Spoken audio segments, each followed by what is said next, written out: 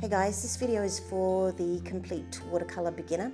I've got an object that I'm going to use as inspiration for this shell shape. I've got 3 basic colors because from that you'll start learning a bit of color theory without having to think about it. And I'm going to do 2 basic methods.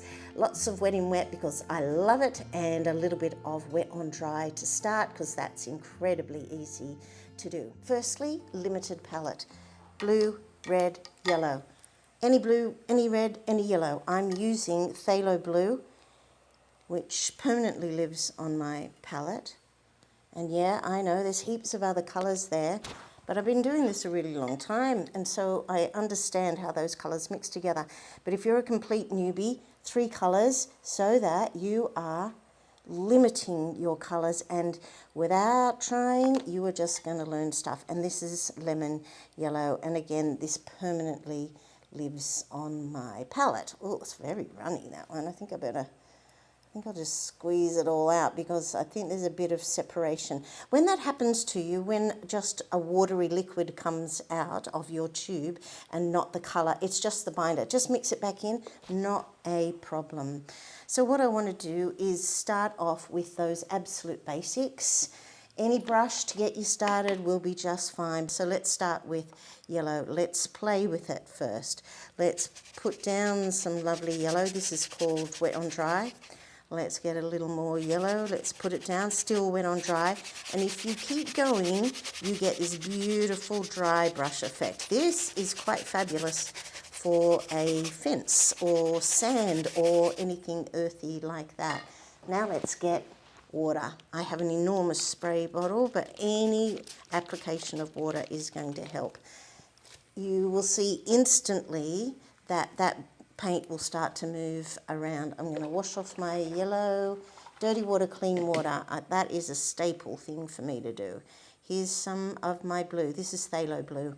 Now let's see what happens when we come in with some blue. I'm going into the yellow and I'm going into the wet, and I'm just going to see what happens. I won't be able to do any dry brush because I sprayed it with water, but I do just love watching the alchemy of those 3 colours working together. Let's get a third colour, and that's going to be it. This is quinacridone rose, also incredibly similar to permanent rose. And the reason why I've chosen a pink rather than a red is because I get these magic combinations of purple, and I'm a big fan of purple, so I'm just enjoying myself filling up the whole thing. Now let's get some water and just drag water through. You are mixing the paint on the page and you're just using water. I'm going to wet it again and drag it through again. I'm holding the brush at the absolute extreme, and I'm just really enjoying watching those colours mix. And if your proportions are right, you're going to get a complementary grey. It's not mud, it's quite the opposite. It's absolutely beautiful. That beautiful grey colour down here that's mixed by adding those 3 colours together is a complementary grey. It is gold. It is not bad at all. If you're a complete beginner, you're going to notice straight away there is a mountain here and a valley, and a mountain here and a valley and a mountain. This is very natural for watercolor paper. It swells at different rates depending on your water application.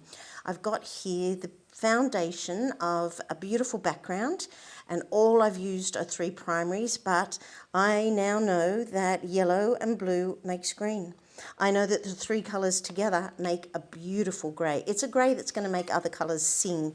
I know that pink and blue together make purple, and there you get all instant colour knowledge. You just with 3 colours, you've played and you've seen in action how to mix the secondary colours. So you played with the primaries, yellow, blue, red, you put them together and you came up with the secondaries, the green, the purple, and let's see if there's an orange. Oh, there's a vague little orangey bit mixing just in there as well. So lovely little background.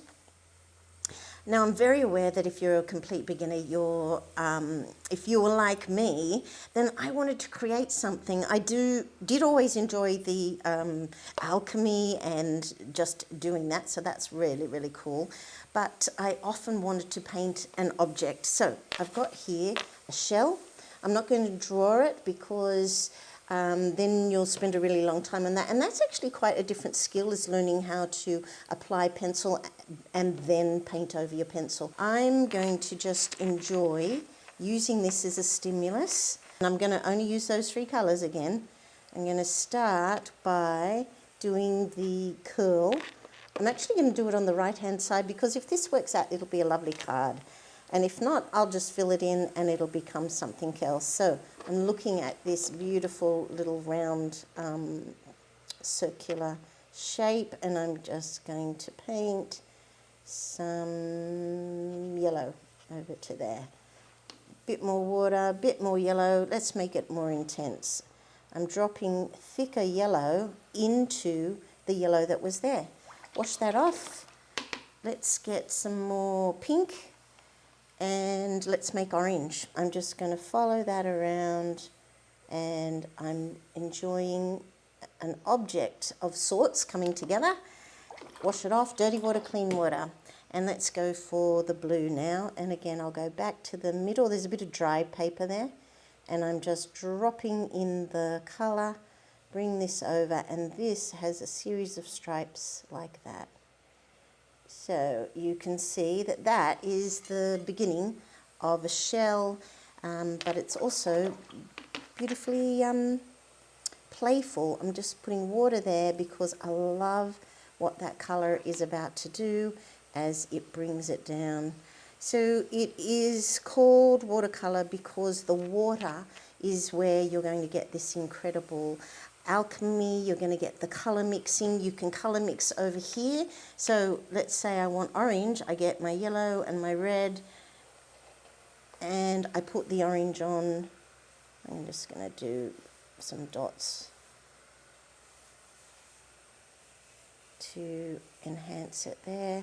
I do love this kind of stripy line, so maybe I'll get a thicker orange. Now, to get thicker paint, you need more paint, less water. And I never use white. Okay, it's not really that I never use white. I rarely use white. Right, let's get thicker paint here. Dirty water, clean water. I actually use lots of brushes, but I thought I'd try and use one brush to show you what I'm doing. Thick, thick yellow. Look at it. Yum. Stick it over there. I like to massage it. It's nice and thick now. Let's bring some thick stuff to here, some thick stuff to there, and I get a thicker version of my orange. And I'm going to drag it through this section here where these lines are. It's having very little impact, but that's okay.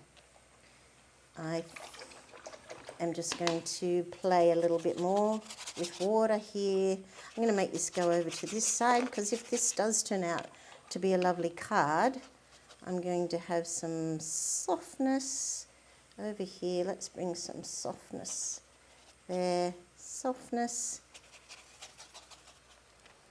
And what you want to be doing all the time is play. Let's get this orange and tap it in for some splatter. I'm a big fan of splatter. Instant texture. Do I like all the orange? Not really. I'm not a fan of orange. What I love, let's get some more pink. I love purple. So let's get purple happening. Oh, it's very blue. But again, because if you like this idea of just the 3 colours, you will be making a purple and thinking to yourself, oh, it's a really blue purple, so I need dirty water, clean water, I need more red. I'm calling it red, but in fact I use quinacridone rose as a red. Add more of that magnificent pink, and now I get a pinky purple. And you can do that with your yellows and your oranges and your greens. Let's just demonstrate it over here and do some green. I've run, if I had purple and yellow, I will get a grey, and I never love those greys that are dominated by yellow, so I'm just going to skip Just wanted to show that, that's all. Bring some of the blue into the yellow, and I'm going to get this magnificent green. Okay, totally blue, and just by doing all this play, you're going to realize lots of stuff about color, stack of yellow and instant green. I would splatter it on there, but I think that's looking really pretty. Oh, let's put it on here because the green is beautiful. So that's my little quick intro into watercolor. Firstly, limited palette. Cannot encourage you enough to stick with a limited palette. Secondly, play, and don't be worried about the results. Don't go cheap and don't add white. I'm sorry to add some rules in there, but unfortunately, if you go cheap, your satisfaction will be lower.